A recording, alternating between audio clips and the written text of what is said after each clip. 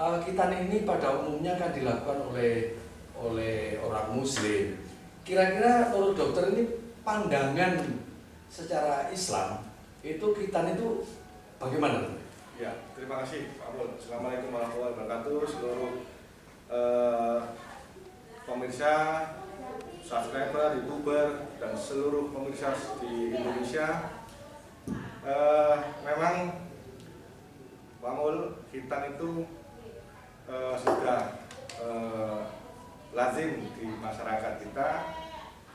Sebenarnya khitan itu tidak hanya wajib untuk orang Islam, tapi orang Nasrani, orang Yahudi sama ya. Jadi khitan itu dasarnya dari kata khotana, artinya memotong. Dari bahasa Arab khotana artinya memotong. Dalam syariat Islam artinya khitan itu adalah memotong kulit yang menutupi kepala zakar, atau bahasa lulus itu senangannya ditarik, tapi sebelumnya ya harus dibersihkan dulu ya. Jadi nanti ada bedanya kalau medis sama yang bukan medis ya. Itu ditarik semua, jadi juga nanti digaruk dan seterusnya. Sehingga apa yang disampaikan dokter, pandangan secara Islam dan secara medis ini memang benar. Kalau saya memilih akan balik itu, dokter. akan balik. Dokter, mungkin sebelum kita tutup liputan kali ini, mungkin ada pesan yang berkaitan dengan khitan ini, dan kita mengucapkan kepada masyarakat tentunya. Kita mengucapkan terima kasih kepada panitia peringatan PHBI yang ada di Sawu, Kecamatan Jedis, Kabupaten Mojokerto, karena di tengah-tengah pandemi ini masih melakukan kegiatan-kegiatan sosial. Barangkali ada pesan, dokter? Ya, untuk masyarakat, jika ingin, sebelumnya saya mengucapkan selamat kepada panitia sunatan massal ini Pak ya, yang telah berhasil melaksanakan kegiatan dengan baik dan lancar sesuai protokol kesehatan dan membantu masyarakat yang memang kesulitan untuk berkhitan, karena memang lumayan lah ongkos yang dikeluarkan. Kalau ke saya 550 kan? Iya, jadi alhamdulillah lah ini masih ada, meskipun pandemi ini masih ada kepedulian sosial ya. Yang kedua, kalau bagi masyarakat yang ingin mengkhitankan anaknya, sebaiknya konsultasi dulu ke dokter atau ke yang dipercaya ya, konsultasi kira-kira anak saya ini mungkin jangan susu.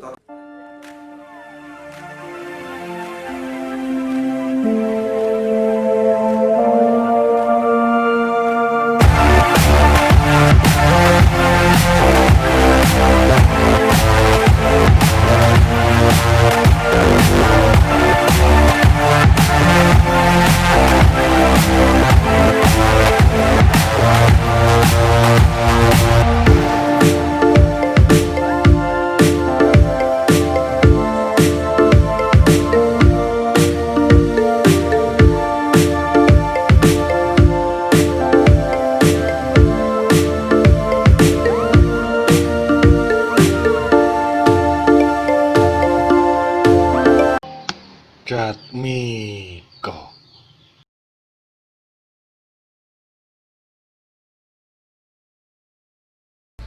Assalamualaikum warahmatullahi wabarakatuh. Saya Golida dari Channel R. Terima kasih, nama saya Muhammad Dendi sebagai kameramen R Channel.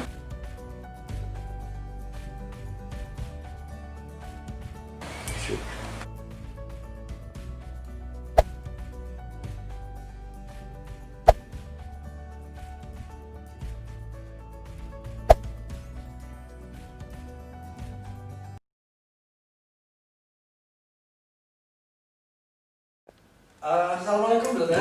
Waalaikumsalam warahmatullahi wabarakatuh. Dokter, kita kemarin sudah mengikuti kegiatan khitanan massal dalam rangka Idul Adha di Desa Sawu, Kecamatan Jedis, Kabupaten Mojokerto, yang mana kemarin ada 13 anak ini dikhitan secara massal dan dilakukan oleh panitia peringatan PHBI Desa Sawu, Kecamatan Jedis, Kabupaten Mojokerto bersama UPT Puskesmas Kupang.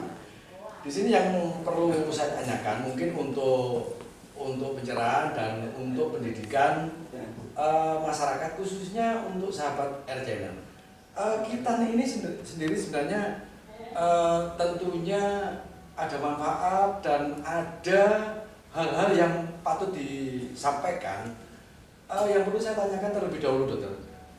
Kita ini pada umumnya kan dilakukan oleh orang Muslim.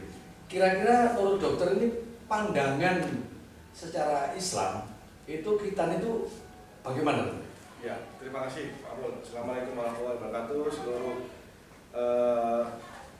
pemirsa, subscriber, youtuber, dan seluruh pemirsa di Indonesia.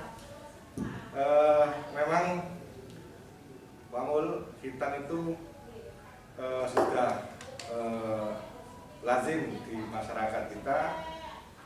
Sebenarnya hitan itu tidak hanya wajib untuk orang Islam, tapi orang Nasrani, orang Yahudi sama ya. Jadi hitan itu dasarnya dari kata khotana, artinya memotong. Dari bahasa Arab khotana artinya memotong.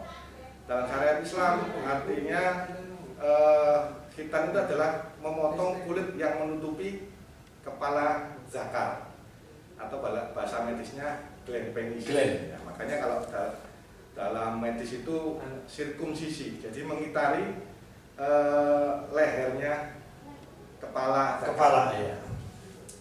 Jadi dalam semua orang Indonesia, baik Muslim, Nasrani, atau di dunia itu Yahudi, itu sebenarnya ada perintah atau anjuran untuk berhitan. Ya. Jadi seperti yang diriwayatkan atau seperti beberapa kalangan pria Ustadz, bahwa ini adalah perintah yang harus dilakukan oleh setiap Muslim ya. Bahkan mungkin untuk orang-orang awam itu, orang ini sebelum dihitan itu termasuk belum masuk Islam. Ada orang awam berpikir seperti itu. Sehingga perintah ini tentunya ditopang dengan satu petunjuk atau hadis ataupun Quran. Kalau memang boleh disampaikan, mungkin ada dasar yang memerintahkan hitan ini. Ya.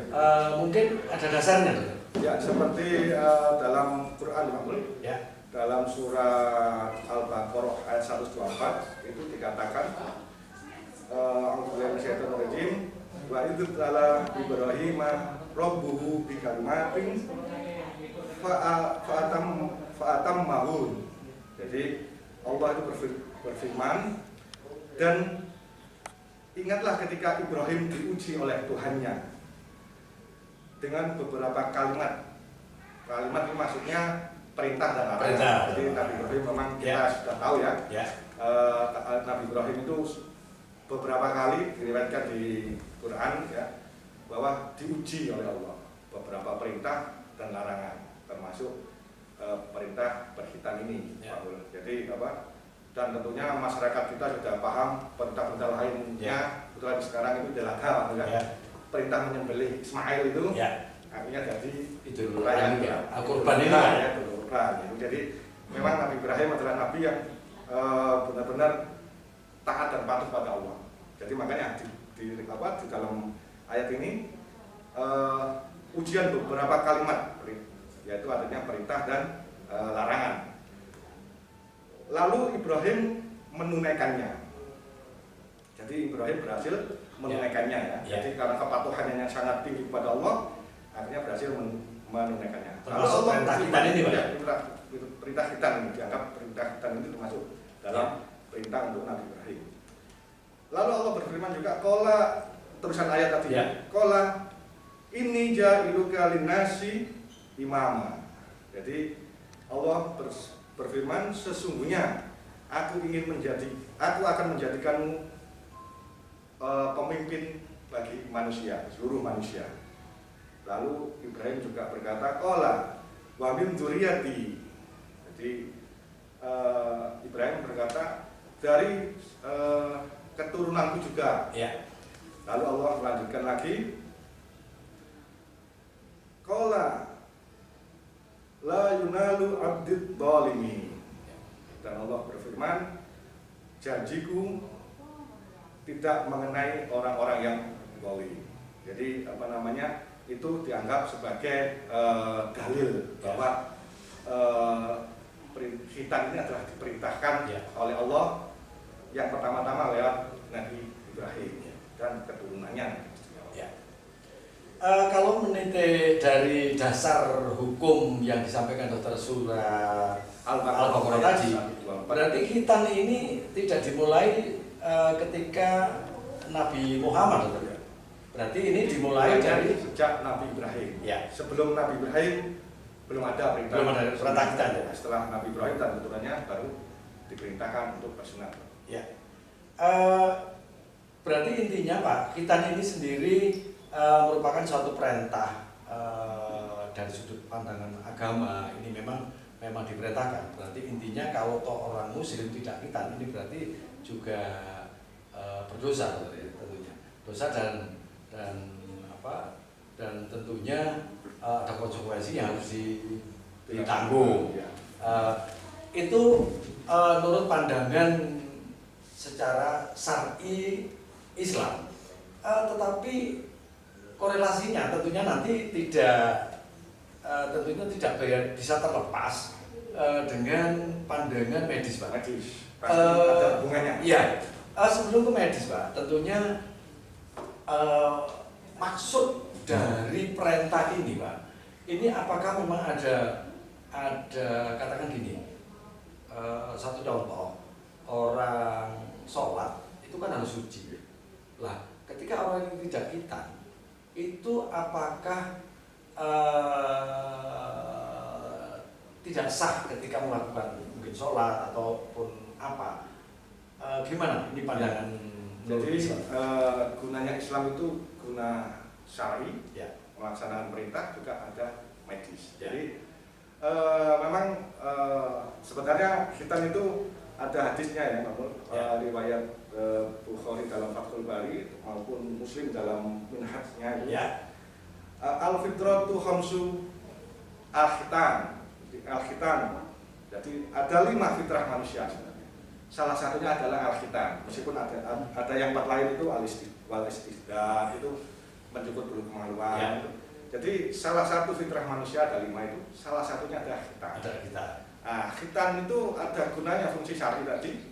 Jadi seperti yang saya katakan tadi, arti dari syariat bahwa khitan itu adalah memotong kulit yang menutupi kepala zakar atau gland penis. Kalau bahasa Jawanya helm itu ya. Helm ya, dari helm. Jadi naik sepeda sudah helman.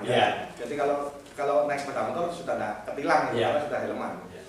Jadi kalau kita belum berkhitan, ada kulit yang menutupi kepala itu ya. Jadi kalau kencing akhirnya masuk masih gitu, nggak bisa keluar, mengendon di situ, tidak bisa namanya berarti najis dan toharo ya, tidak bisa bersuci, dianggap najis di situ. Ada beberapa ulama yang mengatakan ini batal sholatnya karena masih ada najis yang tidak bisa dibersihkan.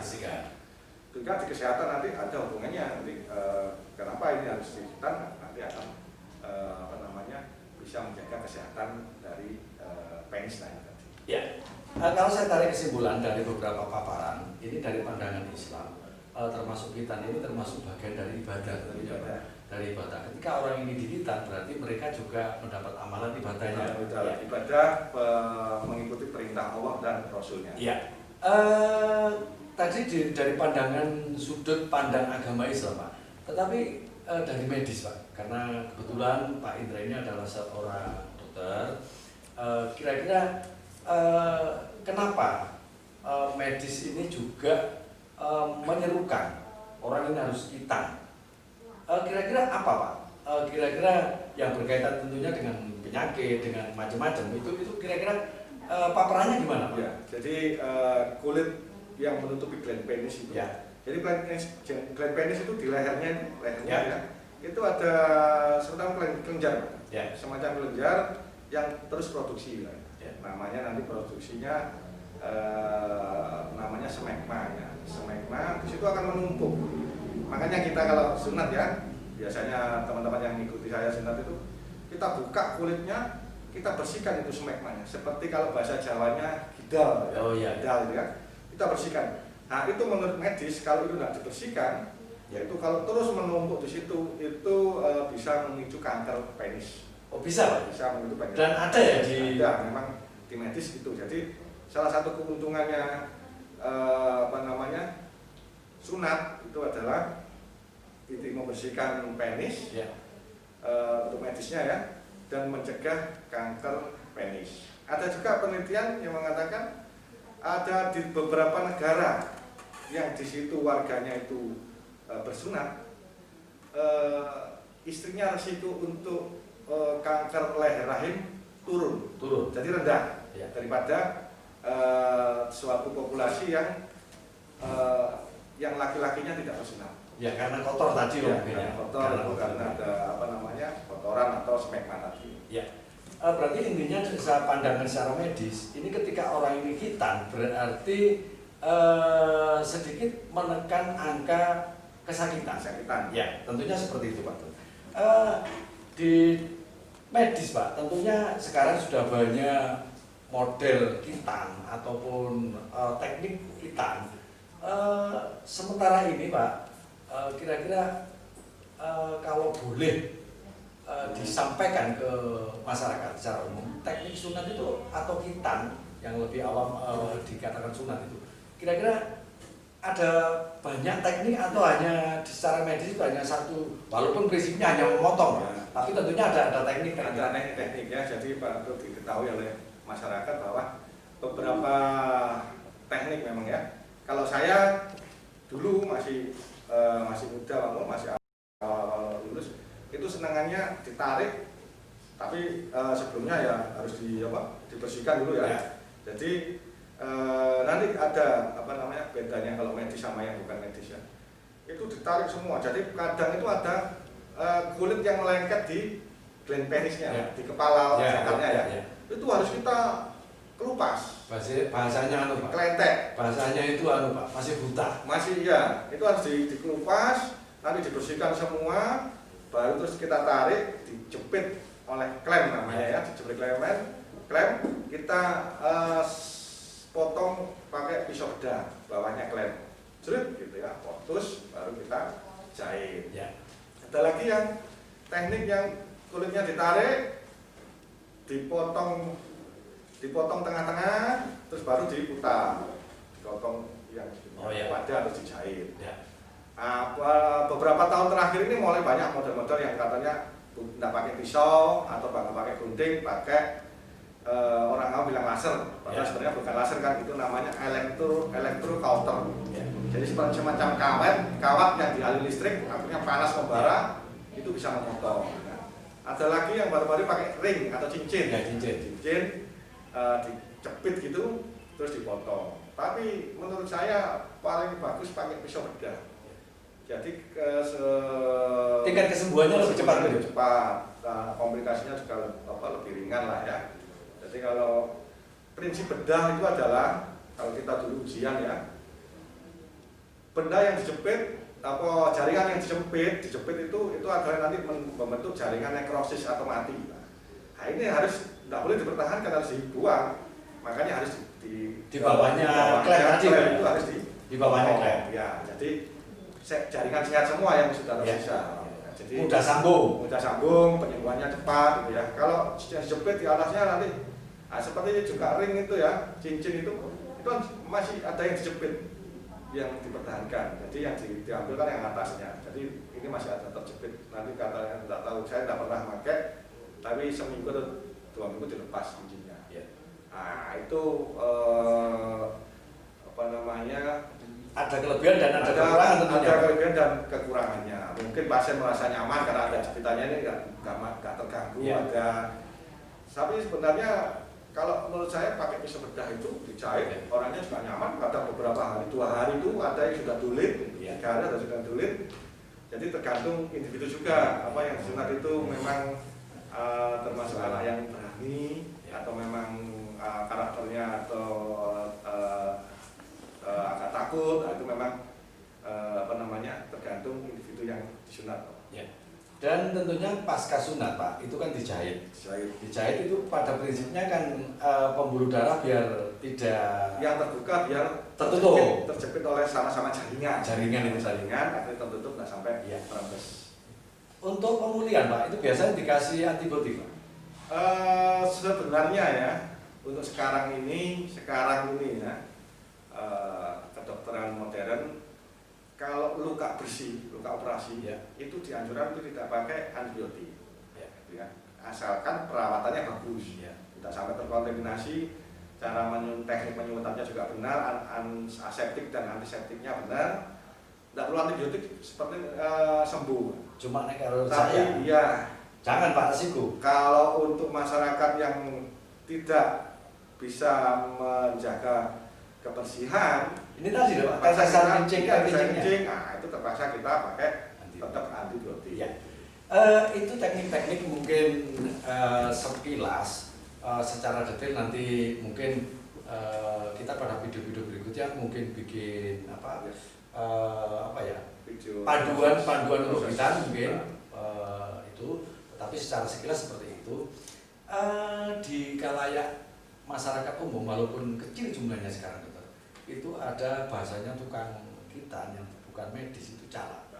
Kira-kira kalau dibanding dengan medis tentunya ada kekurangan cala ini. Kira-kira apa Pak kekurangan teknik hitan secara manual cala itu tradisional? Jadi kalau dalam arti tadi memotong, arti bahasa, cala itu sudah memenuhi. Tapi kalau dalam arti syariat tadi atau medis, memotong kulit yang menutupi kepala zakar, cala belum memenuhi Pak. Karena mungkin bagian atas saja. Iya, karena bagian atas ditarik, ujungnya dipotong. Nah, ada beberapa kekurangan dari cala itu. Jadi seandainya itu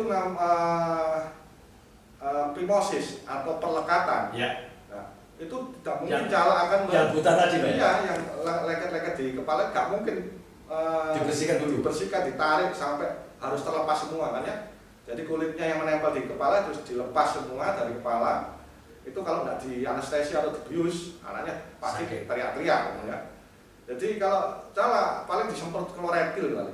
Kloretil itu kalau toh dipakai. Kadang ya teriak-teriak. Cuma potong strip gitu ya. Kadang pakai gunting, kadang pakai sembil. Sembil itu semacam silet. Bambu yang tajam. Ya, dulu Pak. Dulu zaman dulu. Kalau sekarang enggak Pak.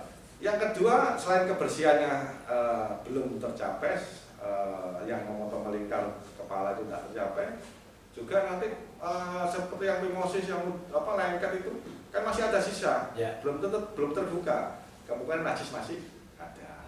Itu ya. Jadi ada beberapa teknik yang tidak dilakukan pada cala ya. Jadi kita harus bersihkan. Kalau medis kan harus benar-benar bersih Pak. Dan dijahit itu Pak, kalau dijahit takutnya nanti pendarahan nggak bisa pendarahan. Saya beberapa kali ada pasien yang habis sunat itu cala juga perdarahan, akhirnya harus dandani, kalau dandani itu juga harus bongkar pasang loh. Iya, harus anestesi, jadi potong sampai 2 kali kerja. Ya, celananya tidak darah, jadi harus dijahit lagi, dipotong karena masih panjang, dipotong lagi. Ya. Kemarin dokter yang kita ketahui di tempat Kitaran Masal ini, alhamdulillah juga melakukan protokol kesehatan mulai dari sholat Idul Adha-nya, kemudian Kitaran Masal dan pemotongan korban, mereka melakukan protokol kesehatan. Ya, protokol kesehatan dengan bagus seperti yang kita pantau dan kita bimbing, dokter. Alhamdulillah mereka masih mengikuti saran dari UPT Puskesmas Kupang. Pertanyaan terakhir mungkin dokter ya. Kita ini memang sudah tidak asing lagi dan memang masyarakat ini sudah menjadi kebutuhan. Yang saya tanyakan, baik medis ataupun secara syar'i agama Islam itu yang tepat itu kira-kira umur berapa dokter? Anak tepat waktunya ataupun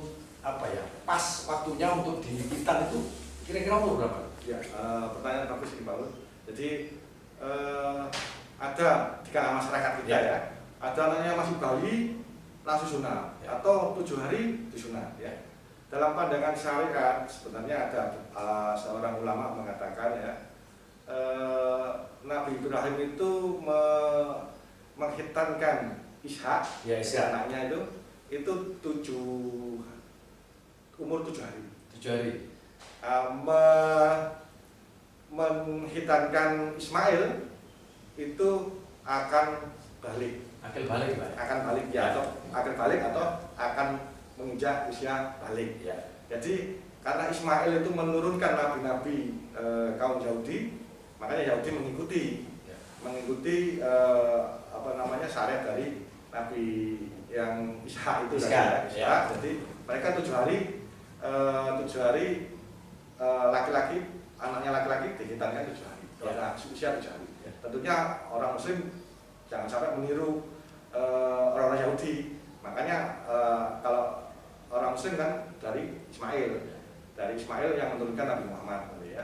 Jadi Ismail dihitan pada usia balik atau akan balik. Jadi diharapkan umat Islam meniru itu akan balik yang paling bagus. Tinjauan dari medis juga begitu. Jadi kalau akhir balik paling tidak penis itu sudah berkembang menuju optimal ya. Jadi menuju optimal, pertumbuhannya juga sudah hampir maksimal, baru kita hitan. Itu bagus Pak Mul. Selain kesiapan psikisnya ya. Kalau di bawah itu ya, itu hanya boleh diperbolehkan kalau terjadi fimosis yang sering infeksi ya. Pertimbangan medis.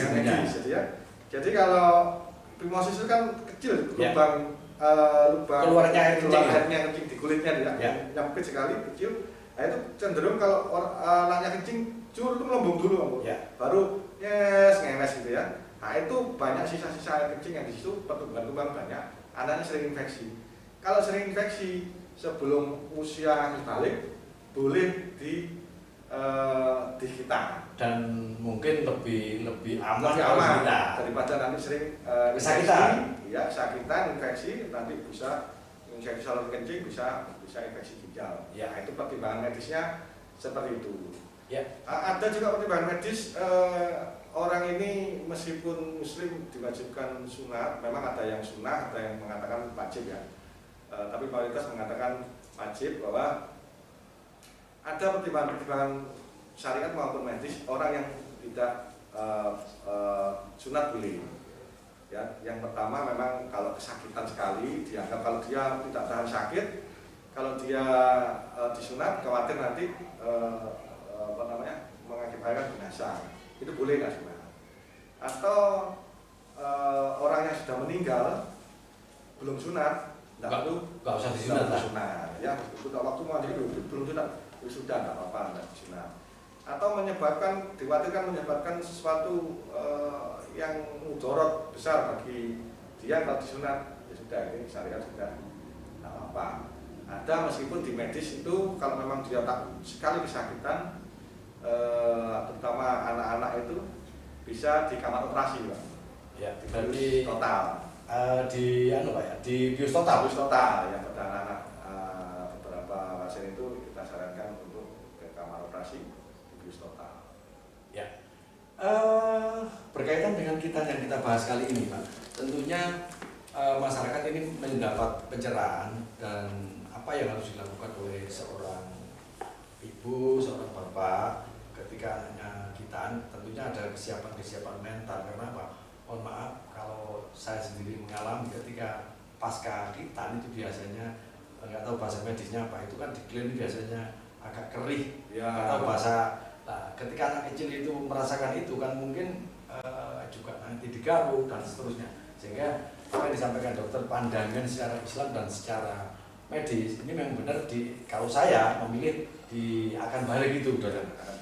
Dokter, mungkin sebelum kita tutup liputan kali ini, mungkin ada pesan yang berkaitan dengan hitan ini, dan kita mengucapkan kepada masyarakat, tentunya kita mengucapkan terima kasih kepada panitia peringatan PHBI yang ada di Sawu, Kecamatan Jetis, Kabupaten Mojokerto, karena di tengah-tengah pandemi ini masih melakukan kegiatan-kegiatan sosial. Barangkali ada pesan, Dokter? Ya, untuk masyarakat, jika ingin, sebelumnya saya mengucapkan selamat kepada panitia sunatan massal ini, Pak ya, yang telah berhasil melaksanakan kegiatan dengan baik dan lancar sesuai protokol kesehatan dan membantu masyarakat yang memang kesulitan untuk berhitan, karena memang lumayan lah ongkos yang dikeluarkan. Kalau ke saya 550 kan? Iya, jadi alhamdulillah lah ini masih ada, meskipun pandemi ini masih ada kepedulian sosial. Ya.